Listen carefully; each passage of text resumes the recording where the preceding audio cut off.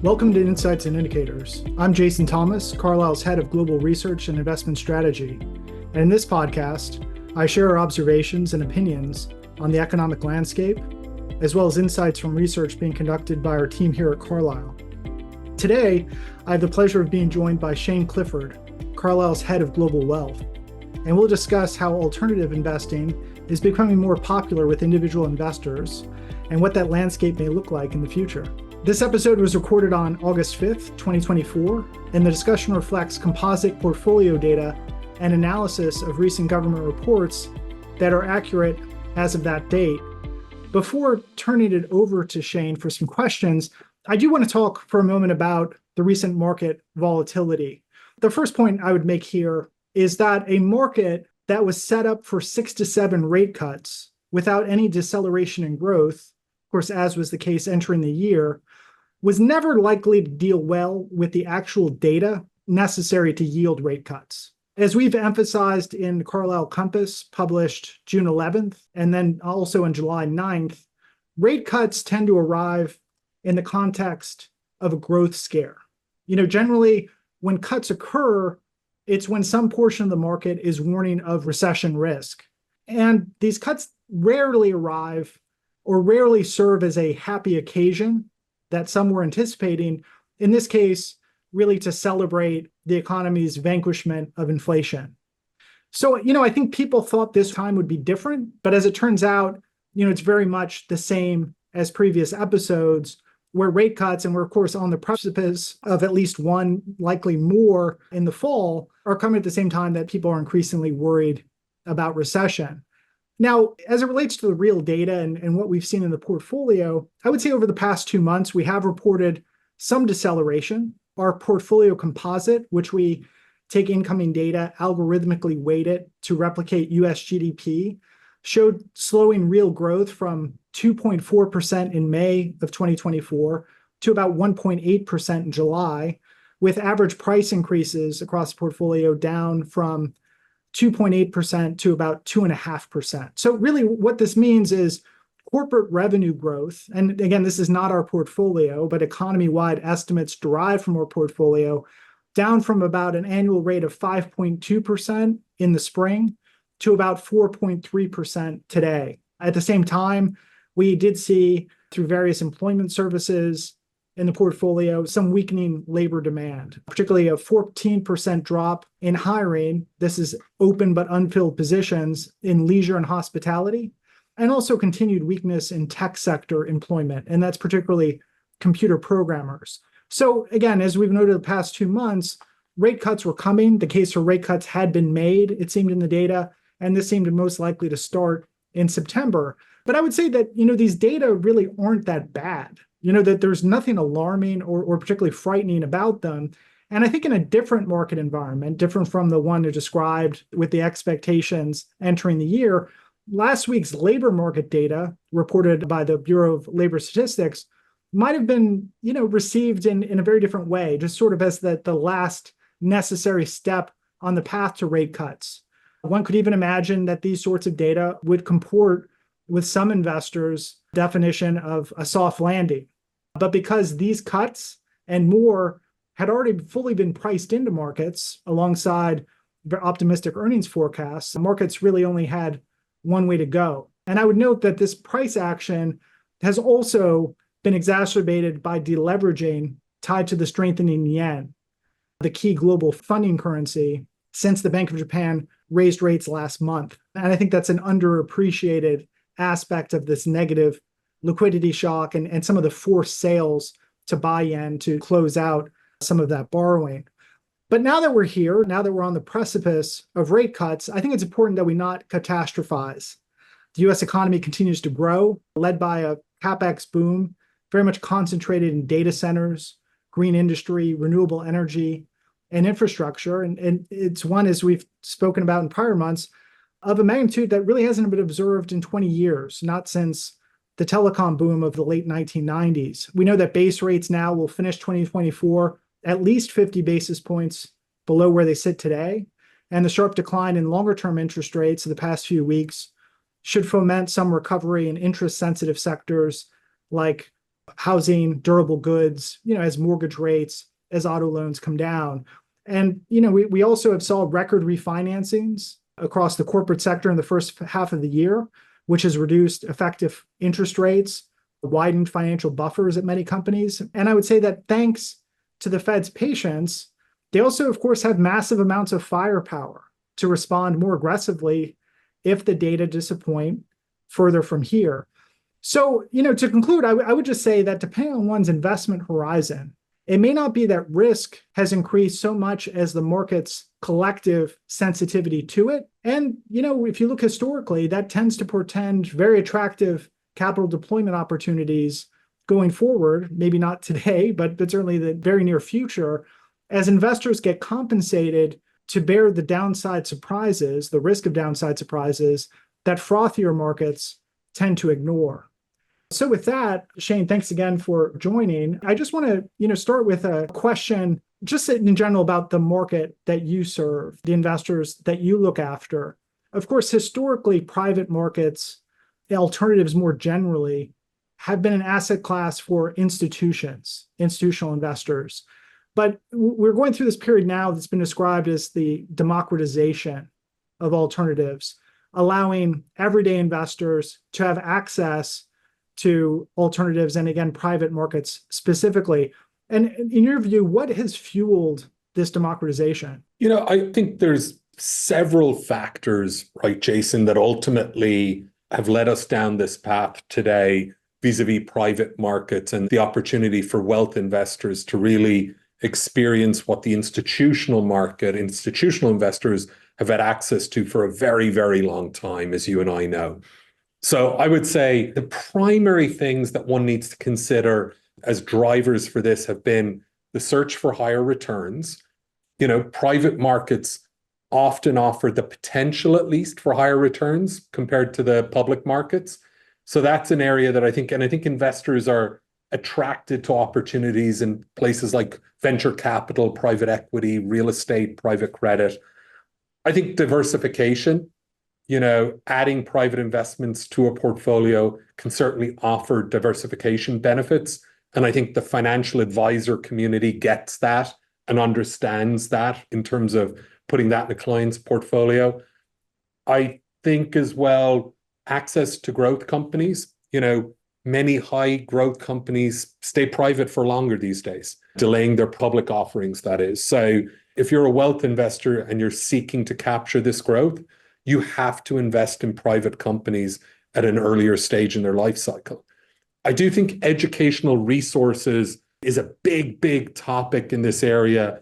And it is driving a lot of kind of ultimately the knowledge base and the comfort with which these wealth investors now have, because I think there's a lot more availability to educational resources and information about these private markets. Ultimately, as well, I think the institutional influence, I think as an industry, we like to compartmentalize things. And we will say there's institutional investors and there's these wealth investors, and they're two separate and distinct things. The reality, of course, is that there are individuals that sit on the boards of institutions, whether they be public funds, endowments, foundations, insurance companies. All of these folks have been investing for many, many years. And right beside that, as individuals, they've always wanted to have access to this. So I think that there is a kind of a driver as well when we talk about the democratization. I do think it's actually the evolution of this business. It makes perfect sense. Why should institutional investors be the only one actually getting access to these private markets? It really should be going to the appropriate wealth investors as well. And to your point around your comments earlier around the time horizon of an investor, that should probably determine who's most suitable for a particular investment, as opposed to whether they're a public fund or whether they're a high net worth client. It's interesting you mentioned the notion that companies are staying private for longer. Of course, this is something we spend a lot of time looking at. And really, this is the story of the industry itself. If you were to go back to the late 90s, the private markets were just a barbell. You had early stage venture, and then you had late stage private equity. At that time was really mostly delistings. The old LBOs, take a company private, fix it up, maybe refloat it. And over that 25 years, that barbell is essentially filled in, where companies now can stay private for really as long as they want. Certainly any business up to 10, 15, $20 billion of enterprise value. And for me, I guess what has been interesting is when you see the number of public companies decline by about 50%, of course, all of that decline is what was traditionally the growth stocks or those earlier businesses. So to me, it's very natural that as the investment opportunity set changes for all of us, just that the public markets shrinking at least a number of companies, private markets growing, that all investors have to recalibrate in response to that change investment opportunity set. But that brings me to the second question. How do the specific investments utilized by individual investors differ from those institutions have availed themselves of for some time? And I think this is where the innovation has really come in over the last 5 or so years in the industry. I would say that, historically, if you look at what was on offer, it was very much these closed-end institutional funds with a drawdown structure. That was the typical product that would come and go from the wealth platform. In addition to raising money on the institutional side, one would take it to 1 or 2 banking platforms and you'd raise some money there. Paperwork's really, really cumbersome, operationally really ugly, somewhat confusing for a financial advisor, let alone the end client. So I would say at best, it was a clunky effort. You move forward, and what we have done today, I think, as an industry, we've been very thoughtful about putting the private market capabilities in more suitable investment structures. So whether it be non-traded REITs, interval funds, BDCs, all of these things that allow more accessibility and an easier understanding for individual investors. The primary driver here is something that has little to no paperwork, has a ticker symbol in order to, kind of invest in the vehicle, and also has a one-time capital call, an upfront capital call. All of those things from an investment structuring perspective have made it a lot easier. There's also the liquidity component to this. And I would say on the liquidity side, as you know, historically, the vast majority of institutional investments were highly illiquid. You were looking at long lockup periods, 5 to 10 years, which was very, very suitable and is suitable for that cohort. You look at individual investors, and quite frankly, it may or may not be for the mass affluent, that mightn't be the best place to go. So now with these new structures in place, the typical vehicle for a private markets fund today in the high net worth space has monthly subscriptions and quarterly redemptions up to 5%. So I think there's this semi-liquid, or as I call it, semi-illiquid offering for the mass affluent. And I think it's a much better vehicle for an individual investor. I would also finally add the most important thing at the end of the day is here at Carlyle, for example, all of our investors, whether they be institutional or individuals, they're all gaining access to the same deals. So we are not cherry picking deals for one versus the other ultimately. And so you're getting all the benefits that an institutional investor is getting, but you're getting it in a more appropriate construct for you, the individual investor. So you mentioned the exposure to the entirety of the platform and not cherry picked, as you said. What is our strategy in this space? How are we responding to this interest from individual investors, again, as this investment opportunities has shifted over time? I think if we look at the numbers, we're still in the early innings here. We're probably in the first or second inning. It's always good to have an Irish guy give a baseball analogy on one of these podcasts, but my kids tell me it's appropriate. So I thought the accent was New Jersey. Yeah. Pointed that out to me. So, by way of New Jersey these days. So I would say, look, I think the first thing you have to do is you have to get out into the market. And I think what Carlyle does an excellent job of, from senior leadership on down, is making ourselves available and being in front of end investors, end LPs, whatever construct they take. And we have spent an awful lot of time over the past year being out in the market globally, listening to what the demands are of these individual investors. And you take that inside and you look at what are your core investment capabilities today at the firm, whether they be in private equity, private credit, or in the solutions business. And I would say that you have to be vehicle agnostic, is how I describe it ultimately. So what we're trying to achieve is we're looking to bring our best-in-class investment strategies to our wealth channel in the most appropriate construct for that given geography in that part of the world, in that channel. So a complicated way of saying that it is complicated.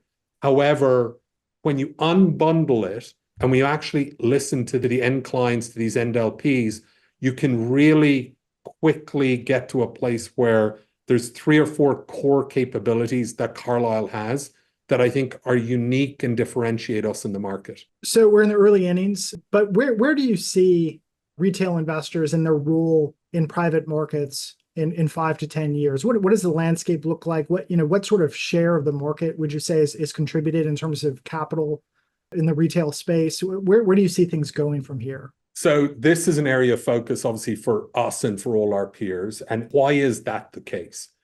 So if we say today that the US market, give or take, on the wealth side is about 70% of all flows into private markets, I would say that the average client in what is a relatively mature market relative to the other geographies around the world has about a 4% allocation to alts.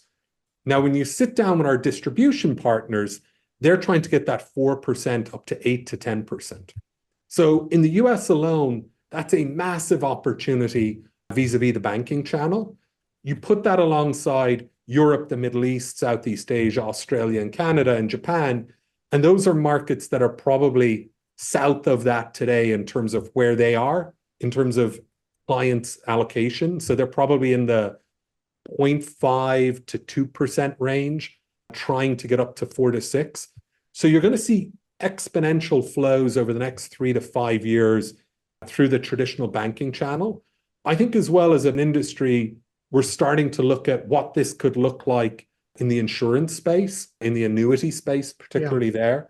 And ultimately, the holy grail, while not there today, in my opinion, we all continue to look at the defined contribution, the DC market, as an area that ultimately I think we think getting back kind of full circle to the very beginning of this conversation about where are these actually, if you look about a client's investment horizon, if you think about the 401k space and someone that isn't looking to get out for 25, 30 years, today that is an area that is not open at all to private market investing as an individual.